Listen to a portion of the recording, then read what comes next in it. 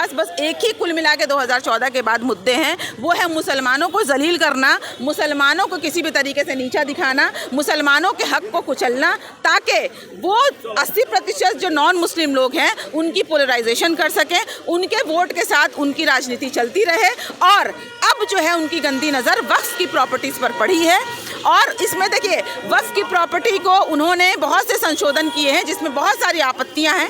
सबसे पहली आपत्ति ये है कि ये वक्फ के प्रॉपर्टी का जितना भी जो हम कहते हैं ना, जिसका कंट्रोल है, वो सीधे सीधे कलेक्टर के पास चला जाएगा और कलेक्टर सीधे सीधे गवर्नमेंट की जो है वो भरपाई करेगी।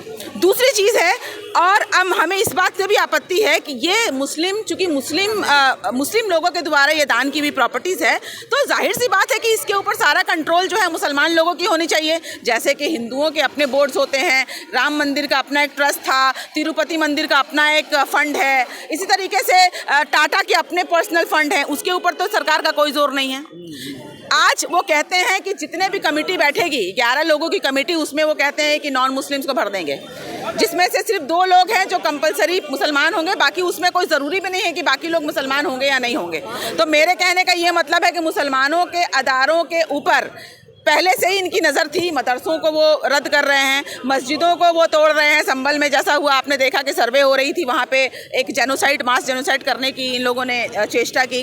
हमने देखा ज्ञानवापी मस्जिद में जो हुआ, फिर हमने देखा कि वो कहते हैं वो उनका ताजमहल है, वो कहते हैं कि उनका अब जो है अजमेर शरीफ पर भी उनकी निगाह है। तो कहने का ये मतलब है कि ये कुल मिलाकर किसी भी धर्म के नहीं हो सकते। इनका कुल मिलाकर एक ही मकसद है, राजनीति करना, पैसे बटोरना, पैसे लूटना और उस पैसे का कोई हिसाब ना देना, जैसे कि उन्होंने पीएम केयर फंड के साथ किया। बिल के खिलाफ यहाँ पे इतना बड़ा मीटिंग हुआ, कई नेता गण है, क्या कहेंगे सर? हम यही कहेंगे कि हम लोग को वक्त को बचाना है। ये जो भी हो रहा है ये सियासत हो रहा है और कुछ नहीं। इस सियासत में हम लोग को नहीं पड़ना है और कोशिश करना है, जैसे आपको आज मालूम हुआ है कि हम लोग का जितना भी वक्त का फेस है सब हम लोग के सपोर्ट पे है।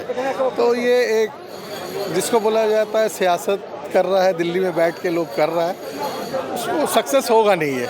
लेकिन ये कि इल्ज़ाम लग रहा है कि कई ये पश्चिम बंगाल में भी वक्फ प्रॉपर्टीज़ है जिसमें खुद पश्चिम बंगाल का कब्जा है, इसके लिए क्या कहें? देखिए, ऐसा तो नहीं है।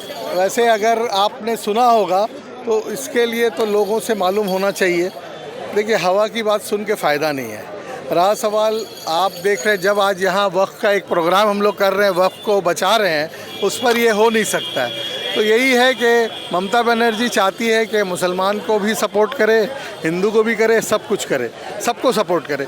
तो ये सब एक पूरा जिसको बोलता है जाएगा कि हमारे हिसाब से कि पूरा एक पॉलिटिकल ये हो रहा है, इशू बना रहा है और चाह रहा जैसे मुसलमान को भड़काने के लिए। बस पथे प्रांतरे माठे मयदाने लड़ाई संग्रामे तृणमूल कांग्रेस आज থেকে নেমে পড়ল।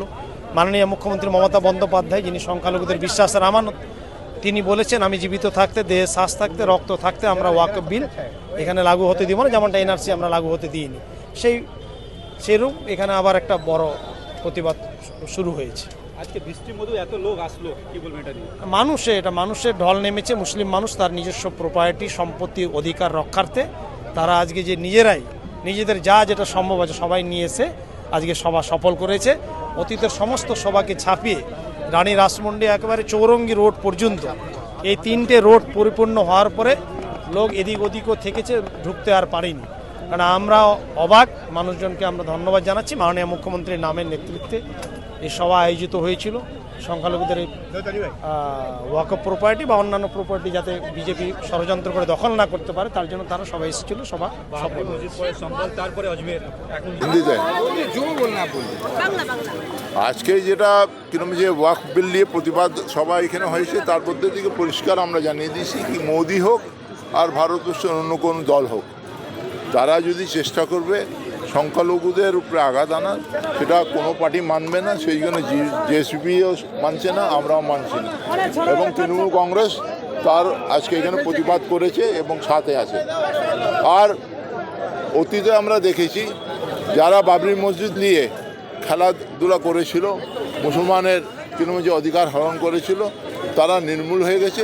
যারাই চেষ্টা করবে মুসলমানের কিরকম সে ওয়াকফ বিল হোক, মুসলমানের পার্সোনাল ল নিয়ে হোক, যারাই খেলাধুলা করবার চেষ্টা করবে, আঘাত দেওয়ার চেষ্টা করবে, তারা ভারতবর্ষ থেকে নির্মূল হয়ে যাবে। ও এটা এখানে ওয়াকাফের ব্যাপার হচ্ছে, ওটা আপনারা যান পার্টি অফিসে, পার্টির যারা কি নাম সে মুখ্য সচিব আছে তারা বলবে। আচ্ছা, আপনাদের ওয়াকফ বিল নিয়ে বিরোধিতা কোথায়? কারণ সংসদে তো বলা হচ্ছে সংখ্যালঘুদের এই বিল পাস হলে কোনো আমারা চার বলে প্রচার করছে, লাখ লাখ রোহিঙ্গা তো এই বাংলায় প্রবেশ করছে, তাহলে কি কোনো জায়গায় সংকেত রয়েছে বিপদ? বর্ডার সিকিউরিটি ফোর্স কি করছে, কেন্দ্রীয় সরকার কি করছে, রোহিঙ্গারা যখন ঢুকছে, আর কি নাম হচ্ছে লালু প্রসাদের 11টা সন্তান, তাহলে আম দো আমারা 11, এটা কিরকম হলো? ওয়াকফ বিল নিয়ে আপনাদের সমস্যাটা কোথায়? বলা হচ্ছে যে এই বিল পাস করলে সংখ্যালঘুদের কোনো সমস্যা হবে না। কে বলছে? যারা বলছে তারা মুসলমানকে যদি মূর্খ মনে করে তারা হতে পারে না। প্রধানমন্ত্রী ক্লাস 8 পাস আছেন কিনা সেটা আমি জানি না, স্বরাষ্ট্রমন্ত্রী কতদূর পড়েছেন জানি না, কিন্তু মুসলমানরা এখন অনেকটা শিক্ষিত।